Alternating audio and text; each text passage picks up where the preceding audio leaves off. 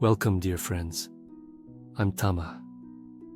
In this space, we explore timeless wisdom from the teachings of the Buddha to help you live with more peace, clarity, and compassion.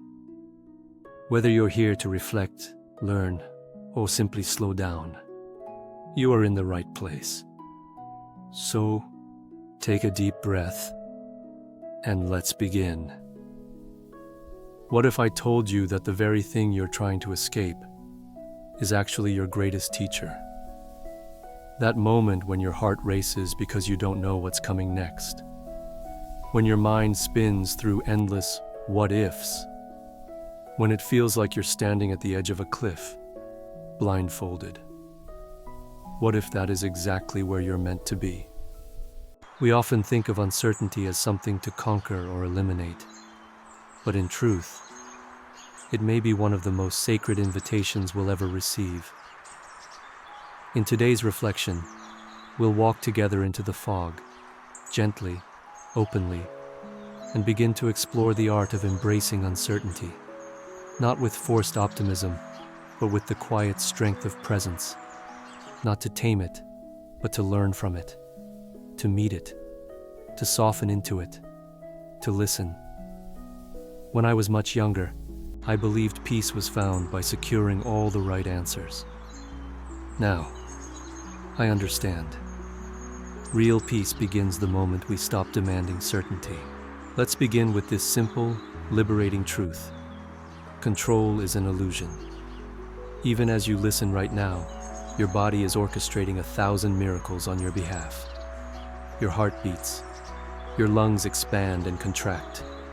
Your cells regenerate, and none of it requires your permission. The Buddhist teaching of impermanence isn't meant to unsettle you. It's meant to free you. Every breath is different. Every thought is fleeting. Every emotion is a wave. The more we cling, the more we suffer. The more we allow, the more we rest. The first time I truly surrendered to not knowing, I was surprised by the calm that followed. It was like stepping into silence and realizing I didn't have to fill it. I could just be. Here's something you may not have considered. Your brain is wired for certainty, not because it's wise, but because it's ancient. In our evolutionary past, uncertainty often meant danger. But now, that same wiring causes us to fear ambiguous emails, delayed responses, or a change in routine. We're trying to use Stone Age programming to navigate a 21st century storm. And so we grip tighter, chase answers, rehearse outcomes. This gripping creates what Buddhists call dukkha, a form of suffering born from resisting what is. Think about it. The last time your world felt uncertain, did you try to fix it, predict it, outrun it? And how much energy did that take? Now imagine if, instead of resisting, you paused. There's an unexpected gentleness in simply acknowledging, I don't know. Because in that moment, you've stopped pretending and started trusting. The practice of non-attachment gives us a new way to relate to desire and fear. It doesn't mean we stop caring. It means we stop clinging. Imagine holding a bird in your hand. You feel its warmth, its weight, its beauty, but your hand is open. If it flies away, you wish it well. If it stays, you cherish it, but you never close your fist. That's non-attachment. Try this with something you're uncertain about today. Instead of racing for answers, sit quietly with the not knowing. Where does it live in your body? Can you soften around it? Can you breathe there? You're not looking for clarity. You're looking for capacity. In Zen, there's a phrase I return to often. Don't know mind. It's not ignorance. It's wisdom without walls. It's the awareness that says, I don't need to define this moment. I just need to meet it.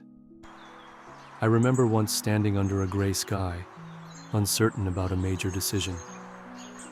The wind picked up, and instead of pushing forward, I stopped, and I let the wind move through me. That moment taught me more than any strategy ever could. Now let's get real for a moment. How do we embrace uncertainty when real life feels like it's falling apart? When bills are due, health is fragile, or someone we love is slipping away. Here's the truth. This isn't about choosing peace over pain. It's about making space for both. You can be scared and grounded. You can grieve and still be whole. You can be unsure and still show up with love. Uncertainty will visit, whether we invite it or not, but we choose whether to greet it with panic or with presence. This is where mindfulness becomes not just a practice, but a refuge. When you're here, in this very moment, you'll often find that you're okay.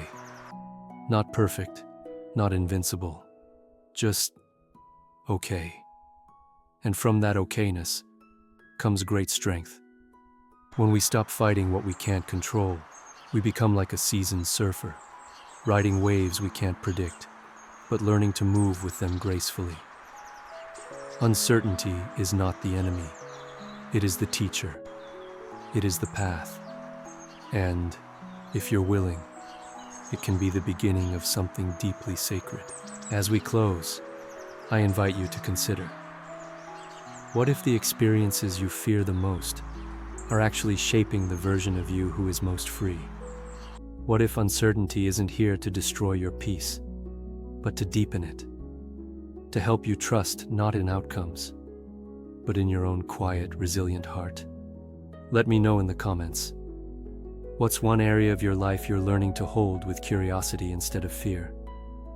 Until next time, breathe deeply, stay open, and remember, you were never meant to walk this path alone.